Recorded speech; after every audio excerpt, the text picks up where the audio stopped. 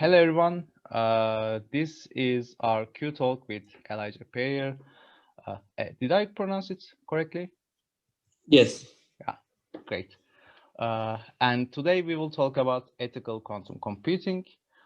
It's a very exciting and rather new topic, and we are very happy to see Elija here. It is late there, so we want to thank you in advance for being with us. And I will just give you the floor for you to introduce yourself and tell us about what you are doing, what you have done. And for those who have no idea about the topic, we will have Elijah's paper in the description of this recording. So you can just go and check the paper and then come back and watch the presentation after. The floor is yours. Thanks, Seki, and thanks for the invite to present our work on ethical quantum computing or quantum ethics. And thanks to everyone for participating, particularly at very late hours. I was on a seminar to do with quantum ethics just the other night, and it kicked off from midnight until 2 a.m. and it was somewhat painful. So yeah, look, thanks for the opportunity to say a few words about some of this research. So my name is Elija Perrier. I'm a PhD student based in Sydney, Australia at, I should say, the Centre for Quantum Software and Information at the University of Technology in Sydney. So I'm about halfway through my PhD, and my focus is on quantum machine learning. So I look at applying classical machine learning architectures to solving problems in quantum computing, things like quantum circuit synthesis using sort of geometric techniques such as to try to solve problems that may be of use for quantum labs as part of our research. I'm also a research affiliate at the Australian National University's Humanising Machine Intelligence program. That's a program that really looks at the interface between computational technologies and ethics, and it's very broad brush. There are people from all over the world involved. A little bit about me: I also have a background as a lawyer and in the arts as well. So I have a few feathers in my cap, and that's ultimately, I think, what has led me to this topic. So I'll quickly run through a bit of an overview of today's talk. And look, if anyone's got any questions, jump in. I find talks are best if when they become a bit of a conversation. Sometimes, after halfway through a talk, you can get a bit tired or things just become dreary. So I'm going to try and talk for about 30, 40 minutes or so. Try to not overload people with too much information.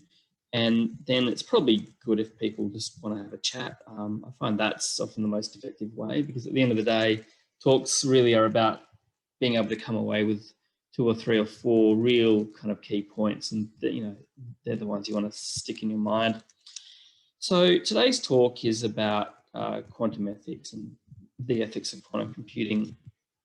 In some ways, it's at the epicenter of the hype circle. In terms of there are global programs around the ethical use of technology, artificial intelligence, bioethics, and this kind of thing. And one area which has not really received any attention at all has been the ethics of the use of quantum technologies, quantum information processing, quantum computing, so on and so forth. Now, this is somewhat understandable because we're all spending our time trying to get the thing to work, let alone then start to concern ourselves with the ethical consequences. There are big questions, as most people know, around if and when we will develop a fault-tolerant, scalable quantum computer. We're all hoping that we do. I certainly hope we do.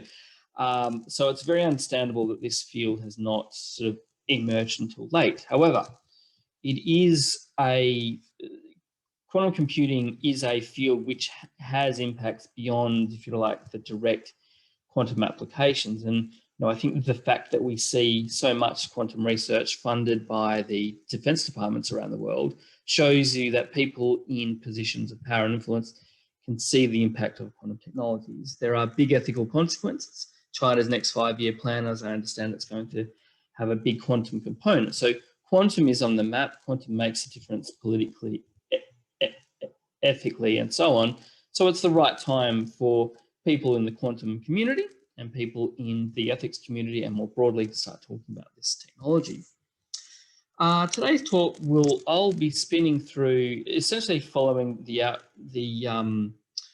structure of the paper that I wrote called Ethical Quantum Computing, a Roadmap. Now, part one is essentially a bit of a précis of basic quantum computing. I'm assuming most people here have a bit or more than a bit of a background in what quantum computing is. I'll very quickly run through the key characteristics of quantum computing, essentially chapter 2 of Nielsen and Chung, which are relevant to considering quantum ethics. So, and I'll do that very quickly. I'm assuming, again, people have some background in quantum. If this was a talk to the ethics department at the ANU, I would spend a lot of time on explaining what quantum computing is. I'm then going to go through and talk about what I feel are useful introductory frameworks for helping researchers on each side of the aisle, on the quantum side and the ethics side, think about what it means to classify a quantum computation, a quantum device, or the consequences of quantum computing as ethical. Ethics is a vast field, and it's a field which can get very you could spend your whole career in some subfield of ethics and never get out of the rabbit hole. And so I really want to filter it down into what I think are useful ways of framing what it means for a computation to be ethically classified. And this extends some work that I've been working on with others on computation and ethics more broadly. That will then set the scene for, trying to show researchers and people here in the talk how one way which I believe is useful for at least us to start thinking about the ethics of quantum computing. I'll then do a really quick dive into what's called quantum fair machine learning. Now, this is the basis of another paper I wrote, but I'm not going to spend a lot of detail on it because I don't, already there will probably be too much information, but that's effectively this, trying to look at, well, there's a field called fair machine learning that looks at how do you make algorithms fair. You may apply for a bank loan, but you don't get it because of some characteristics, maybe the way you look or because you live in a particular community. That's not very fair. So we want to look at, well, so there are ways that the computer science community and Google and Facebook are completely into this. This is a big deal. They look at ways of how do we correct algorithms for biases. So I want to show really basic examples of how if we do these computations on a quantum computer, it then changes the way that we can identify things like bias and discrimination and how we would try to cure that. I'll then, so that's more of the technical aspect. I'll then sort of jump up to the more, if you like, social and economic consequences for quantum computing. And this is not an exhaustive list, but I'll really be focusing on privacy and cryptography.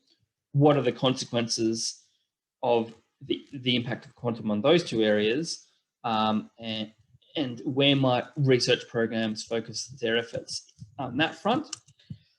I'll be looking at what's called distributional justice ethics. So this is the idea that quantum is a powerful resource, and that generally, like any resource, there are good arguments for trying to make sure that it is as equitably equally distributed as possible, in particular, so it's not just the rich part of the world that gets access to it while the poor part doesn't, is left behind. We'll then run through a conclusion of what I've been talking about. So just for a bit of background, so this is a talk about the ethical consequences of quantum technology. And I suppose the kind of question is, well, is quantum, are the ethics of quantum technologies, is it any different from anything else? Is it well motivated as a field in its own right? Can we not just apply the ethics that apply to AI, bioethics, do a cut and paste and apply quantum? My argument in this paper is that is that yes, it is a distinct subfield of computational ethics. And the reason I say yes, quantum ethics justifiably is its own research field, albeit informed by the ethics of other fields, is precisely because there are distinct ethical characteristics which I argue arise from the unique ethics of quantum computation itself. And I'll be going through this. Sorry, there's a square bracket still in there. So I argue in this paper, very high level, that the distinct features of quantum computing, for example, its inherently probabilistic nature, the availability of superposition states, which we know and love, the fact that you have resources such as entanglement and so on, have consequences for what happens when you run algorithms on a quantum computer, such as an algorithm, for example, to work out who gets a bank loan, or an algorithm to crack codes, which are different because of the different nature of quantum computing. I secondly argue that the fact that quantum computing, at least in theory, can allow us to solve classically intractable problems, which is part of the reason we focus on it, is something that means that now there are problems which could never be solved on a classical computer, which now can in theory be solved. Now, I'm not saying it's easy to solve them. What those problems are, is an open question. But that when a problem goes from something which is impossible to possible, it falls within the realm of ethics, because then a decision needs to be made as to whether we should do this thing, if we were going to solve this problem, or so on and so forth, what are the ethical constraints? But probably more characteristically, and this is something I really find in the quantum machine learning field, the real kicker of quantum may actually be, at least in the short term, not so much that we can solve problems in higher complexity classes per se, but as we saw with the Google Sycamore result, the fact that we can do computations which, while in P, for example, would take such a long time, tens of thousands of years, that they are effectively in a higher complexity class, what I call they're infeasible computations.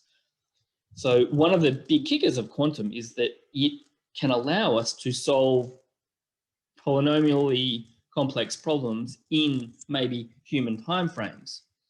And that, I think, is something which has a lot of consequence in terms of ethics.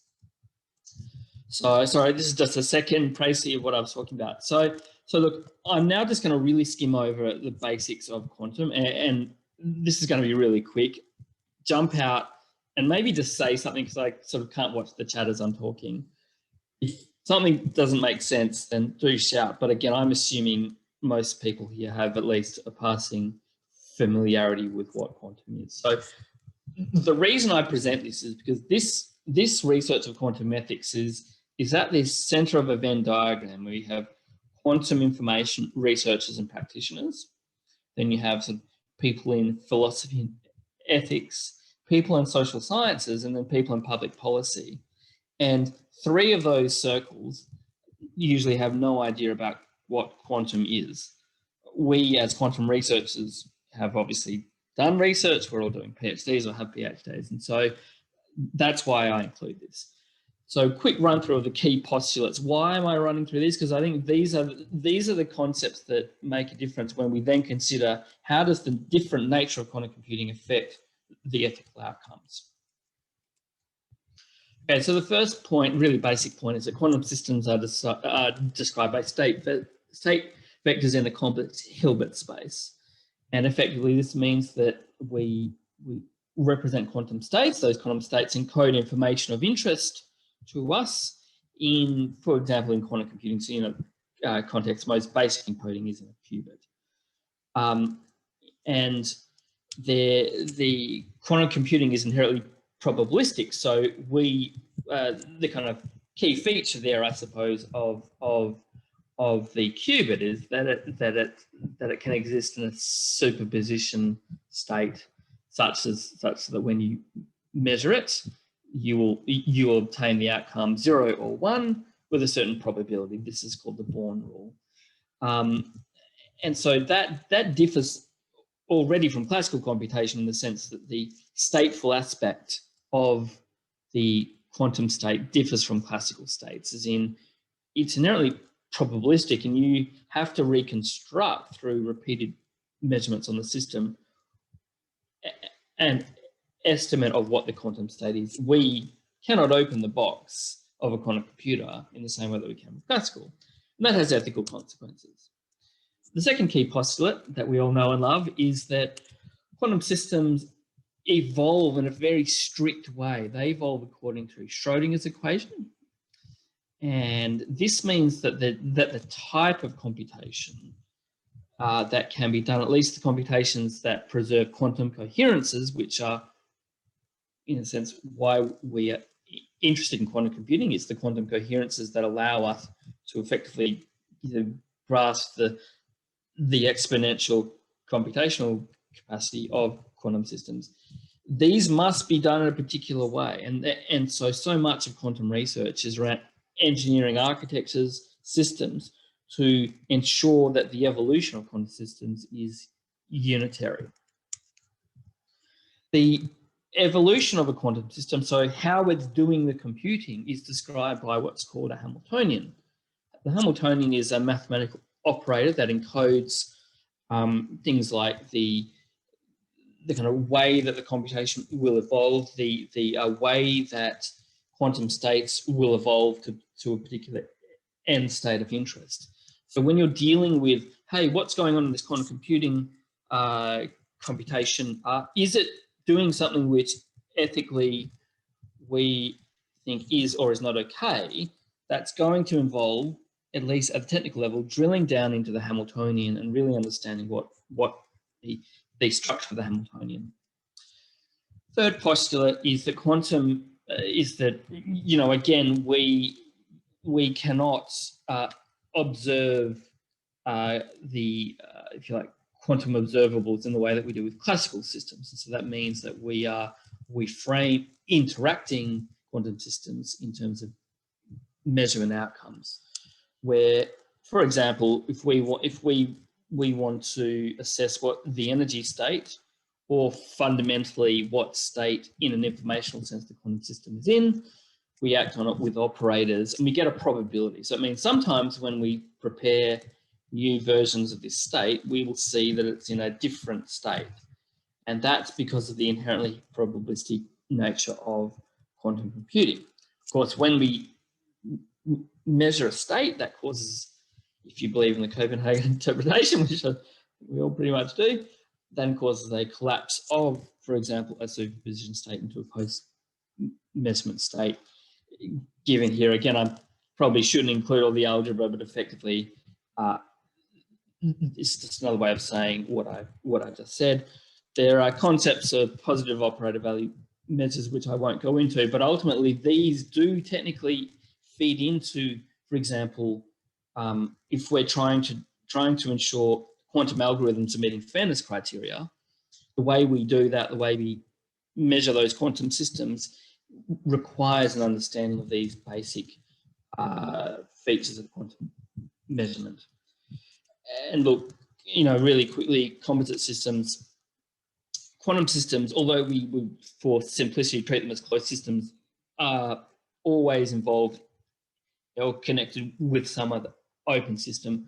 Quantum systems are very susceptible to noise and so on. So that, again, makes them very delicate and different to handle in the way that, for example, if we want to go in and correct biases, errors, and that kind of thing, there's a lot more fancy footwork that needs to be done.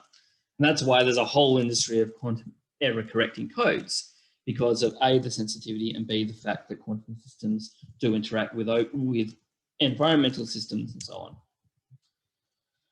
There are some other features of quantum computing that are relevant to ethics discussions. I'm not going to go into entanglement. Again, this is brand new research in the sense that the field is wide open. This paper I wrote, at least as far as I can tell, is the first paper on this at all. So no one has explored the consequences in terms of what happens when you're using an entangled resource in terms of some of the ethical consequences. For people, you know, again, it's important as well to distinguish between quantum and classical data and quantum and classical computation. I've talked a little bit about that already. I've talked about open quantum systems. So now we actually get to the meat of what I'm talking about, which is, what are we talking about with quantum ethics? Well, what we're talking about is the ethical classification of computation. And in order to do that, we really need to first understand, what are we talking about when we talk about ethics, and what do we mean by computation? Now, we don't have time to go through the history of ethics, but I'm going to really simplify it here. Ethics and moral theory are largely concerned about what we call normative theories. And put really basically, these are the rules and norms of what ought to be rather than is. You know, is it okay or not okay for your algorithm to say that this particular group of people are more likely to commit a crime because you put a lot of data into it? Is it okay for your algorithm to permit people that you wouldn't want to be able to encrypt their data and commit some sort of act, which, you know, drop a bomb or something?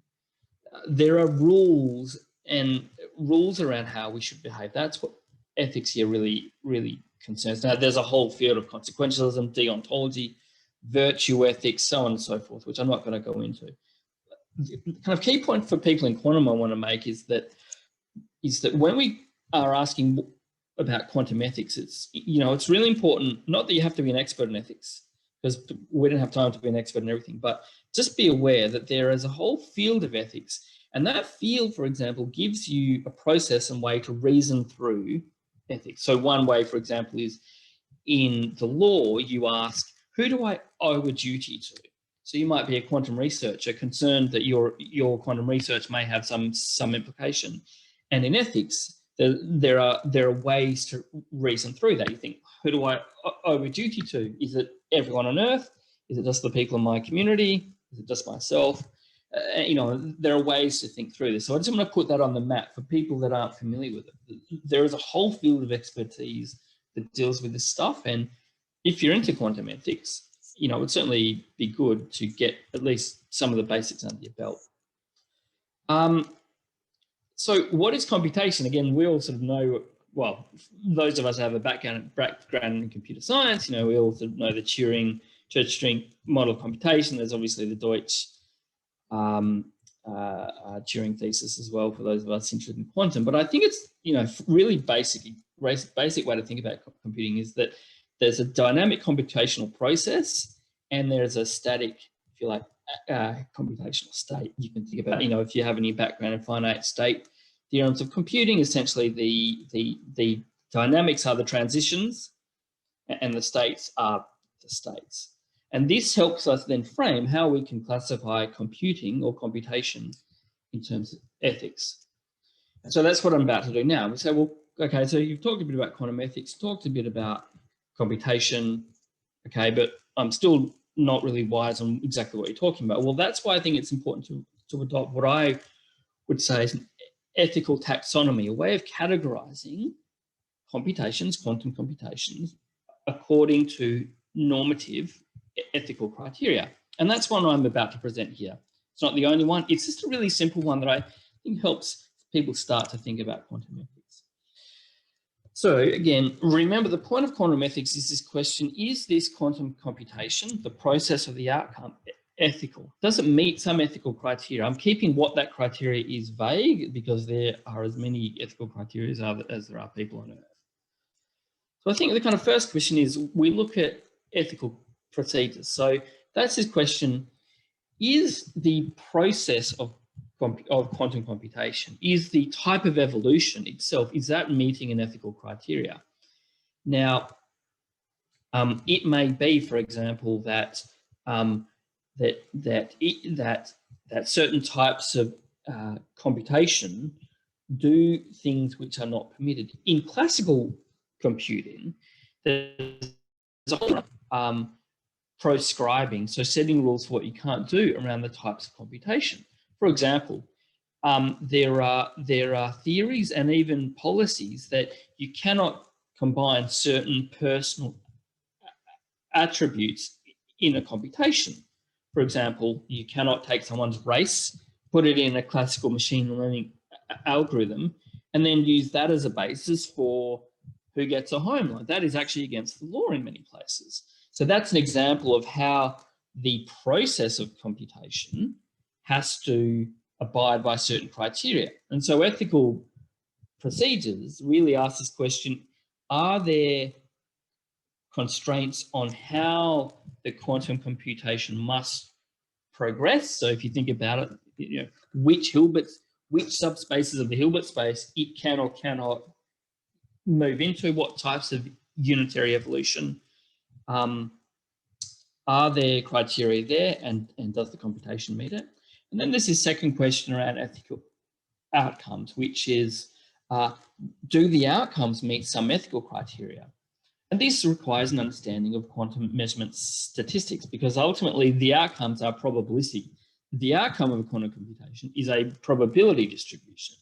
Now, that's not fundamentally dissimilar from classical. Often, you know, in classical machine learning, we have probability distributions all the time. And, you know, if you've ever sort of done a typical logistic regression, or, you know, all the way up to, you know, the kind of typical deep learning sigmoid-based functions that we know and love, fundamentally what's being output is some probability distribution. But it's important to understand that, as distinct from a lot of other types of ethical analysis, it may be that we only ever get some probabilistic assessments to what the actual outcome is, and whether that outcome does meet ethical criteria. Why does that matter?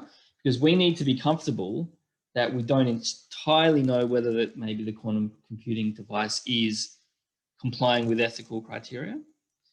And then we need a way to decide what threshold it might be. How you know, what probability distributions are we comfortable with? So are we comfortable that there's a small chance that perhaps someone's race was taken into account, but we can never know? Or is that just something that we would never be comfortable with, and so we shouldn't ever do the computation? There are obviously features around the fact that, unlike classical computing, there are, you know, anyone that's worked in quantum tomography, which is how you reconstruct information about the quantum states in the quantum computing. There are fundamental constraints on the extent to which we can do that. Again, this is this point, we cannot just open the black box and see what it's doing and see the state and then see the computation. We have to reconstruct what's going on based on the measurement statistics that we receive. So why does this matter? It matters because it's another layer of uncertainty about whether this quantum device is adhering to the ethical criteria. And these are things that people should keep in mind when they're considering the ethics of quantum computing.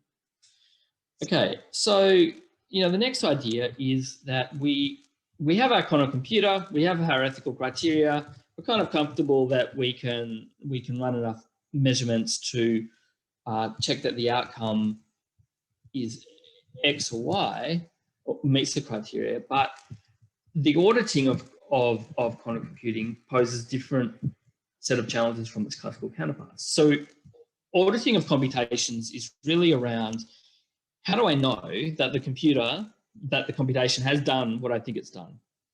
And for people in computer science, there's a whole sub-branch of correctness logic and ways of becoming confident, or at least probabilistically confident, that the computer has followed the subroutines that you specified. Now, we never think about this on our phones. No one really cares. But if the particular subroutine is constrained, if certain subroutines are and are not allowed, then you want to audit the thing to make sure that it's doing what you think it is. Again, this black box issue, quantum computation and states can't be measured directly. So this means that, unlike in classical computing, say classical machine learning, where people can unpack the box and, in theory, check the weights on your TensorFlow algorithm to, in theory, see whether it's upweighting or downweighting a protected attribute. That's something which you can't do on an actual quantum computer. Again, you only start, and so that changes the ways in which you can ethically regulate. Then there's this fundamental question as to, what standard of proof do you need that the quantum computer is following the ethical procedure or obtaining the ethical outcome? And I won't go into it, but there's a whole industry which I really like, and there's some people in my group that focus on it, around provability for quantum algorithms and quantum outcomes. So this is, how could you prove to someone who is skeptical that your quantum system is meeting some ethical criteria? That person may be a government regulator or someone. So there are challenges. Again, this is, we're at the ground level with this stuff, but to the extent that proving or showing provability that your quantum system is actually behaving the way it should, then you need to then consider the types of resources and procedures that are used to undertake proofs in a quantum setting. These are different from classical. So it's another area where quantum ethics is going to differ from classical computational ethics. Now, I'm going to quickly run through what I call what are key factors in computer science that I think that, it's really important to have these 4 ideas, at least, in your head when you're considering the ethics of quantum computing and actually computing in general. This feeds on from some work I did as part of the new program on ethical computation. So what I say is, when you're considering the ethics of a computing system and of an algorithmic system, quantum or classical, we'll focus on classical. It's important to have in the back of your mind these concepts of, is the computation computable? What are the complexity implications? How important is consistency in my computation? And how important is controllability? And I'll quickly run through these now. So computability questions really concern, in the quantum ethics context, two questions, which is, if I impose an ethical constraint on my quantum computation, can we even do that computation with that ethical constraint? Again, I've talked about how imposing an ethical constraint on a quantum computing could be considered as saying there are subspaces of the Hilbert space where the quantum state is not allowed to evolve into, because they are prescribed. If it does that, it breaches an ethical criteria. Well, we need to know what the side effects are of imposing ethical constraints. It may be that it shoots up your problem into a higher complexity class, in which case, effectively, it kills the problem, kills your computation overall. Then the second question is, if we impose ethical criteria, how does that affect the resources needed to run the computation? So even if it's not in a high complexity class, or even if it is still tractable, it may be that the ethical criteria imposes unrealistic levels of precision on the quantum computation. This is something, again, just to keep in the back of people's minds when they're designing policies, frameworks, even concrete coding practices. It's really important to have this front of mind, because if you don't, you can come up with an ethical criteria and you find out that basically it doesn't work. It's hard to know, though. I mean, I'm not saying it's easy. Second point, complexity. What complexity class do the quantum algorithms reside in? Why does this matter? Well, because the complexity classes can, again, limit or can affect the types of ethical outcomes. People may really want a quantum system or outcomes based on quantum computing to be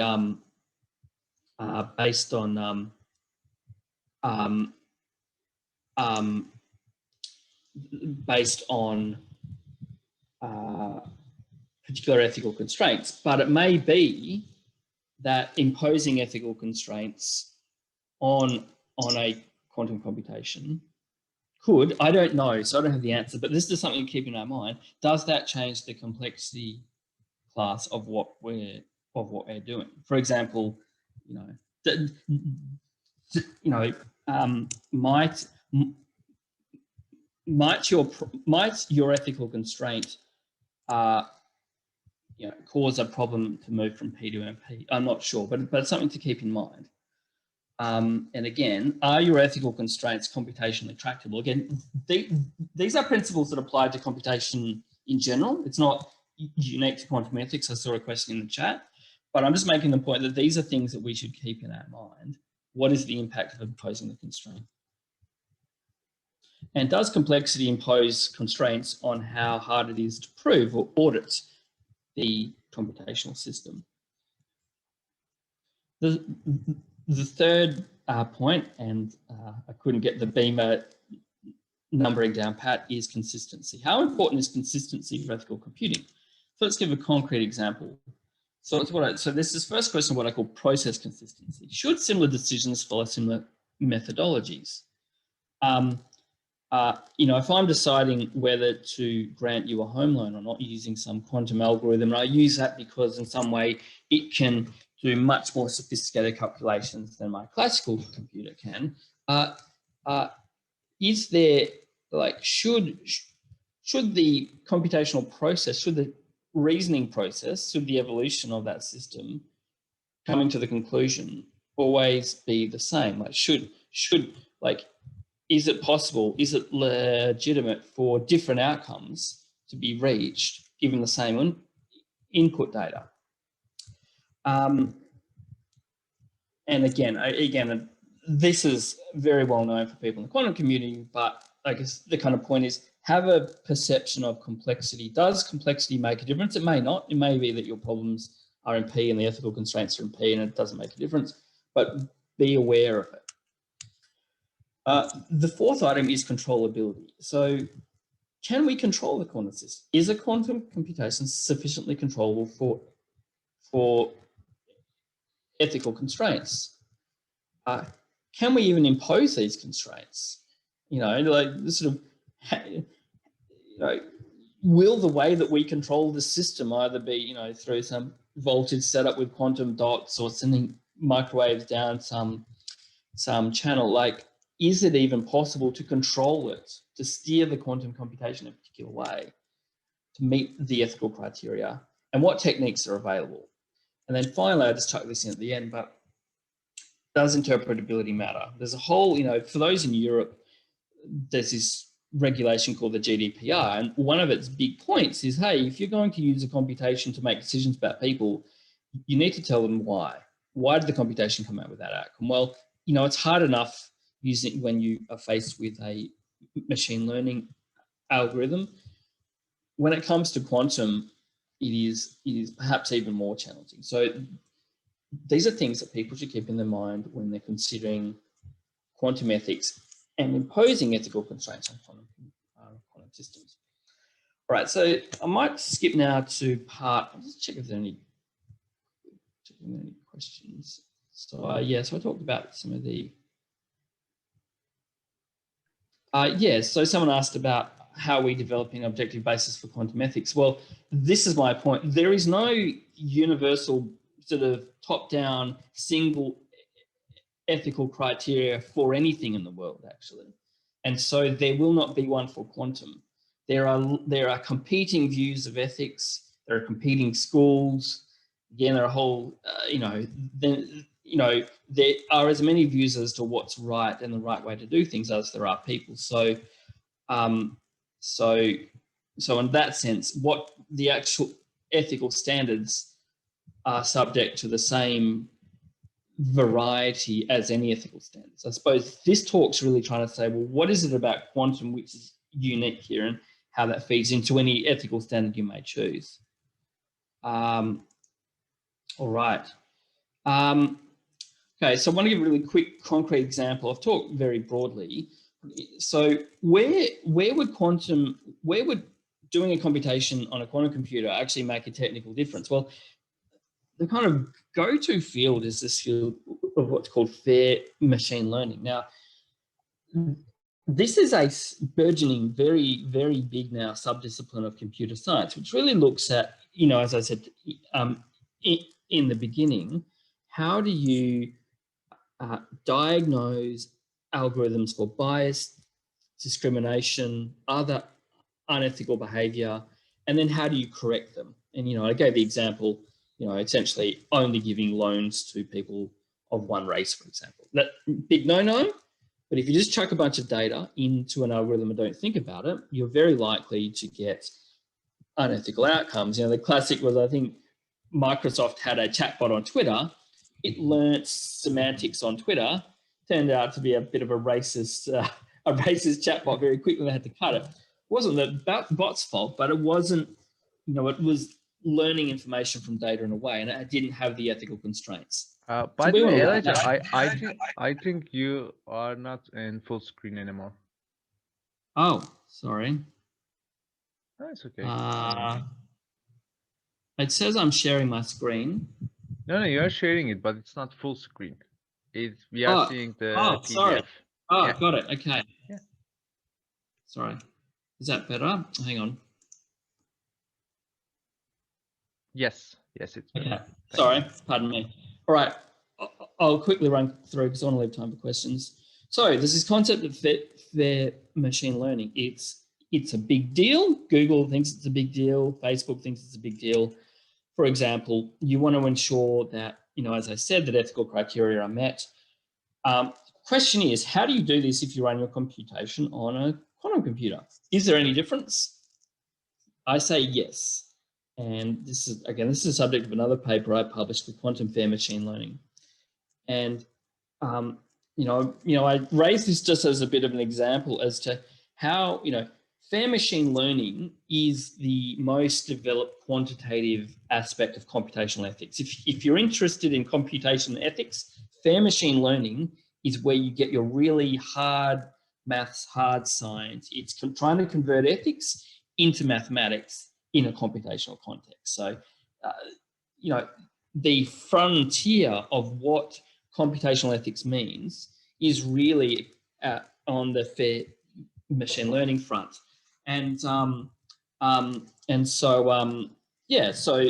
we ask the question, well, how does anything change if we run these algorithms on a quantum computer?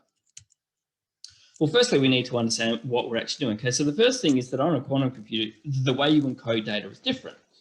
You encode data in quantum systems either, for example, through basis encoding, so you encode information in bases. You need a familiarity, for example, if you're doing amplitude encoding, so you may encode information in the amplitudes. These are the A's and B's that we saw in that really basic formula for a qubit. So in classical fair machine learning, it's very common, and you can jump on, you know, if you jump on TensorFlow's website, there's a little, I think, link, I'm pretty sure, which says, hey, if you're building a machine learning algorithm, here's things to consider when you're doing, to try and avoid it from breaching ethical standards. And that, for example, may mean you don't include particular protected attributes. Maybe running your algorithm on the basis of gender is not permitted, maybe on the basis of race. Why does it matter for quantum, or maybe combining information in a particular way is not permitted. So a concrete example, you know, of that is Google at AAAI in 2019 making the point that they redacted, I think, race and gender from one of their algorithms, but they found out that the neural network had found other correlations and essentially had reconstructed that age and gender feature in the hidden layers, and was then using age and gender to classify, contrary to the ethical rule that says you can't use age and gender, and contrary to Google's attempts to stop it by taking out age and gender. So Google was able to work that out because they could open the box and see, if you like, what the classical computer was doing. The challenge for quantum is that A, we can't necessarily open the box, and B, you know, it's worth exploring what happens, what ethical issues might there be, for example, by putting data in superposition states. Now, I don't know what they may be. There may be none, but this is an example of, hey, the way computation is going on in a quantum computer is different. If the way computation occurs is something we care about ethically, then we need to think about the consequences of, you know, applying a Hadamard gate to our qubits. Like, is that breaching some ethical criteria? Now, maybe you might not agree with the ethical criteria. Maybe you think, look, it's all, who cares? But if you do care, then you need to understand these differences. So, for example, in classical fair machine learning, there are typical standards of making algorithms fair. For example, there's the concept of statistical parity, that two people in two groups should have an equal chance of getting their home loan, or someone who looks the same in one part of a city to another part of the city should have the same outcome, not simply based on the fact that they live in a different area, like, you know, a rich area and a poor area, for example.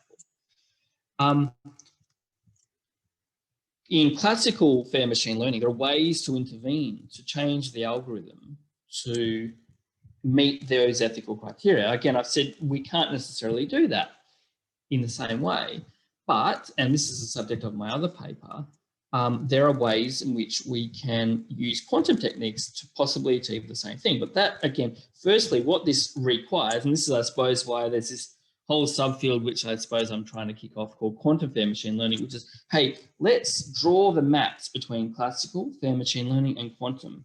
So, for example, you know, what does probability look like in QFML rather than FML? Like, what does it mean to achieve statistical parity? And in that paper, I talk about, well, you know, I try to show, I haven't got the reviews back from the peer reviewers yet, but I try to show, for example, that you can use Grover's amplitude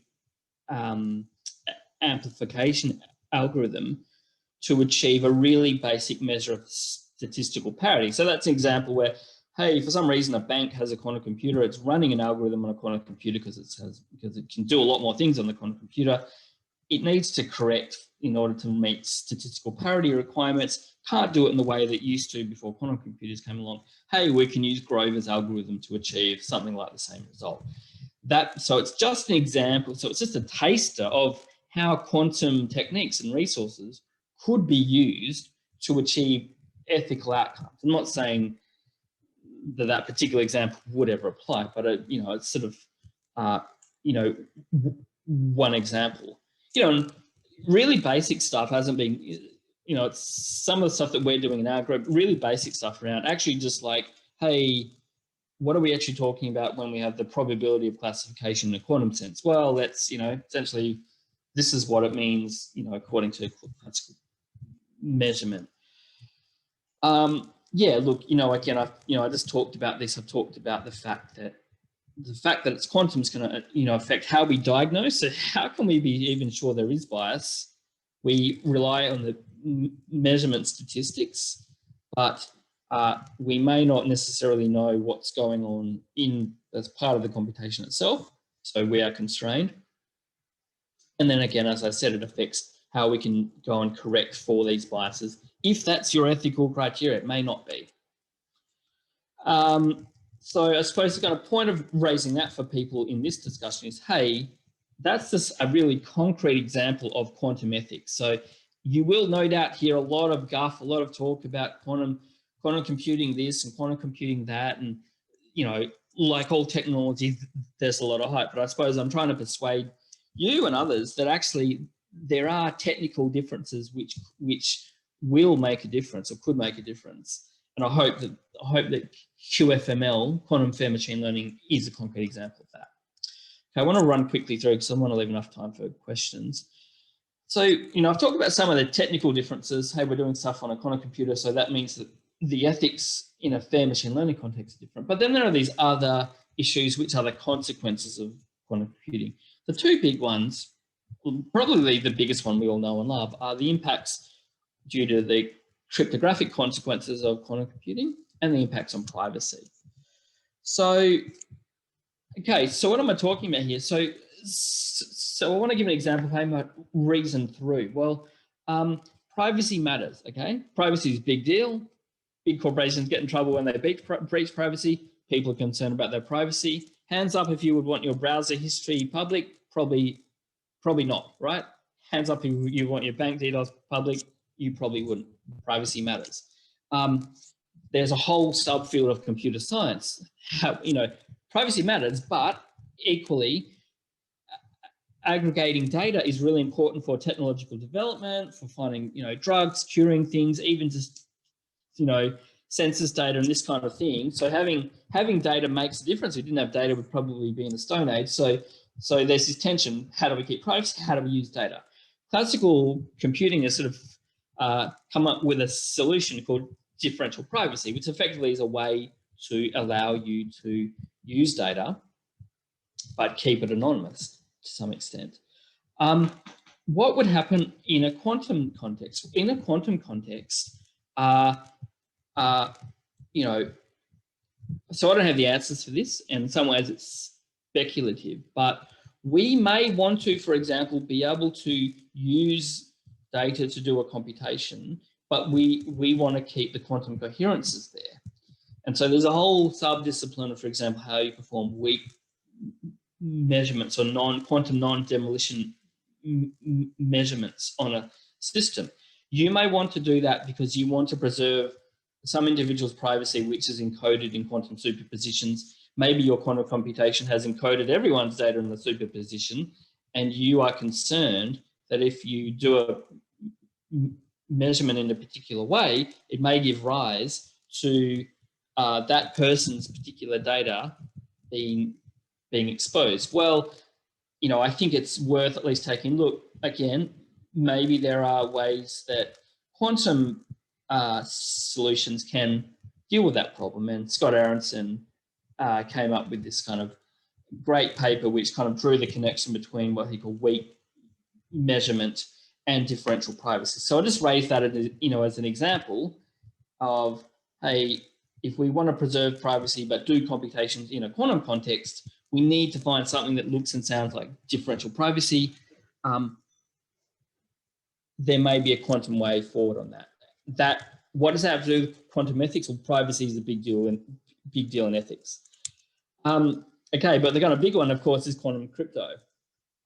The fact that, you know, quantum, and the reason we do quantum is in part driven, for example, by results from Shaw and others about the fact that we can, in theory, takes a lot of qubits, a lot of overhead, we can actually decrypt classically encrypted, or certain classically encrypted codes is a big deal. This is why the Defense Departments fund research, possibly some of your research. They certainly fund programs that we're on. Why? Because the people that develop the decryption technology first will have a geostrategic advantage. That's a big ethical question. That's possibly the biggest ethical question. So therefore, who gets access to this technology, where it's distributed, is fundamentally an ethical question. It's not only for quantum, same thing for AI and other technologies, but the unique aspect of quantum is this ability, in theory, to do decryption. And so this is something which when we're thinking about who gets to use quantum computers, who gets to encrypt their data using quantum, who gets to use quantum to decrypt, who gets access to quantum computers needs to be framed in an ethical context. Do you want someone to be able to have access to a quantum computer to decrypt your currently classically encrypted data? Probably not. So, for example, therefore, there are concerns and rules around how you may access. Maybe there's a constraint on what the IBM experience would allow, or, you know, say that there's a cloud quantum computer. Maybe there is a limit as to what types of algorithms you could run on there, so that you can't just let anyone on there to run their decryption algo. Again, quite speculative, but it's an example of the kind of thought process. I'm going to really skip through this stuff. It's, you know, it's in the paper, but again, there's a whole broad question. It's not just for quantum, it's for any technology around who gets access to quantum. You know, if you think about it, if you have access to quantum and you can encrypt your data and potentially decrypt other people's data, that gives you that's a form of inequality which could have big implications. So hand in hand with who gets to use quantum computing is this issue around how is access to it distributed. And we need to ethically consider the trade-offs. Part of ethics is saying, hey, look, quantum computing, I mean, I'm totally wave the flag for quantum computing. I'm totally like, I love quantum computing. I'm like, let's just build the biggest quantum computer we ever could. But equally, we need to be sure, we need to have an awareness that, well, there may be some ethical trade-offs between having this great technology and some other ethical outcome that we do or don't want. So what's that? So I mentioned welfare ethics because ethics provides a framework for how you might want to assess that. For example, there's a whole field of social welfare ethics social to model populations according to people's preferences, and then sort of comes up with this whole argument around, well, you know, maybe it's a utilitarian argument about we're doing the greatest good for people, therefore we should do this thing with quantum technologies. Or perhaps you take a Rawlsian view. Rawls was a famous ethicist, and if you ever study ethics, you will encounter Rawls. You'll probably have to write stuff about Rawls because everyone else does. So Rawls have this concept of, well, what's the fair and just way to distribute resources? And there are ways to reason through that, you know, and I would encourage anyone that is interested in the distributional aspects of quantum technologies to, you know, jump online and have a bit of a read of some of those areas. Okay, so that's what, you know, there's a paper from 2017 on this kind of stuff. I'm going to skip through. Again, this is more around, you know, in the paper around being aware of what ethics can bring to the table. What the formal, you know, there's no point in reinventing the ethical wheel, because if you haven't done ethics before, most of your arguments have probably been dealt with in the literature, but equally don't feel like you then have to spend 10-year tangent getting up to speed, because that's not conducive either.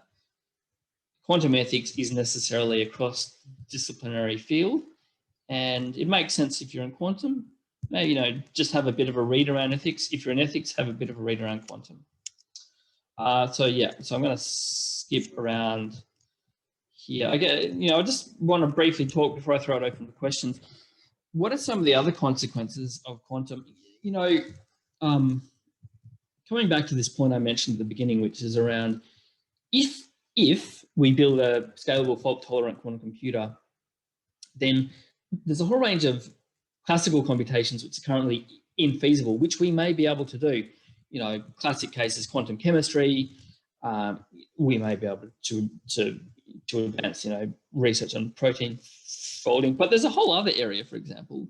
You know, if you're familiar with, so in social science, in economics, in psychology, people often try to build computational models of how people behave, of how societies act, of what the flow of people is, so on and so forth, how they interact. Multi-agent computations, for anyone who's in computer science knows this, get very hard to do very quickly. They effectively scale up so quickly that you're often constrained to a very few number of agents. So think about, I'm trying to model how people are behaving, but it's too complex, therefore I just try to model how a couple of people interact. Well, in theory, and it's not just for quantum, this applies to any increase in computational speed, but if the wildest dreams of quantum are realized, and we really can do meaningful computations that take 10,000 years in a few seconds, as Google did with its result, although it wasn't, you know, it was a highly contrived example. If we can do that, it may mean that the types of simulations that can be done using a quantum computer of how societies run could be even more sophisticated. So the idea I want to put in your head is, you know, there's a lot of press, for example, in China on the use of AI and so on and so forth in their what's called social credit system. Think of how granular detail that is just using classical resources. Just imagine what could be done if quantum computers can be built. Could you drill down to even more detail into, for example, the likely behavior or evolution of social groups, so on and so forth? It's not that problem is not uniquely quantum, but the unique features of quantum push the boundaries of what is computationally possible, probably beyond what could be done classically. And for that reason, I think these types of questions are within the realm of quantum ethics. So I just want to summarize now and go to some questions if anyone's got any.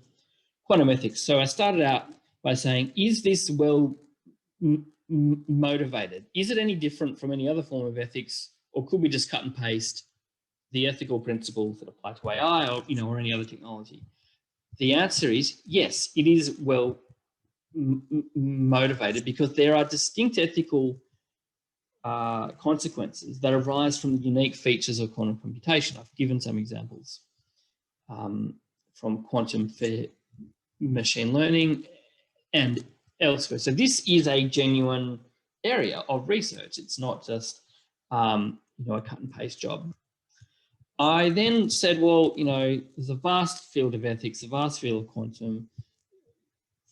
To get started in this field, try to just take really simple ideas and set up a framework. And one way I said was, it's useful to think of quantum ethics as about the classification of the process or the outcomes of quantum computing according to ethical criteria. What those ethical criteria are, I've left blank and open, because that's a huge debate in itself. But what it means, but what quantum ethics is concerned with, is the extent to which we can classify the process or the ethics, the process of the outcomes of quantum as ethical. And so, I went through these 4 C's: computability, complexity, consistency, controllability, as a way to help anyone who's interested in this field to have in the back of their mind, hey, when I'm thinking about the ethical consequences of quantum, or when I'm thinking about what ethical criteria I should apply to a quantum setting, try to have these criteria in mind. I think it can actually make a difference and help structure your thinking. Made the point, it's obvious, but I'll make it again. Quantum ethics is a cross-disciplinary field. There will be a lot of hype. There is a lot of hype. It's like there's a lot of hype in quantum, a lot of hype in quantum machine learning. But the kind of point of that takeaway is that, hey, look, be aware that there are these other fields of ethics, for example, which not only have thought through things, but also give you, if you like, algorithmic procedures for how to consider the ethics of a situation. Now, it doesn't mean you shouldn't be critical of them. I'm often critical of the lack of quantitative rigor in certain papers I read, but it doesn't mean that don't just treat ethics as, oh, that's just people in the humanities school who don't know math. Like, don't think about it that way. There is a whole field that can help thinking around the ethics of quantum computing. Last few, I gave an example of a concrete way in which quantum computation is going to impact the ethics of machine learning. I talked very briefly about the impacts on privacy and cryptography. These are things that need to be considered. Why? Because we need to have these ethical considerations in our mind before we start saying who gets access to quantum computing. And then I talked a little bit about the fact that there are distributive questions around, hey, this is a valuable resource if it works, big if, but if we can build it, we should have in mind, hey, when we're working out who gets access to what, let's bring in these ethical questions of inequality and so on.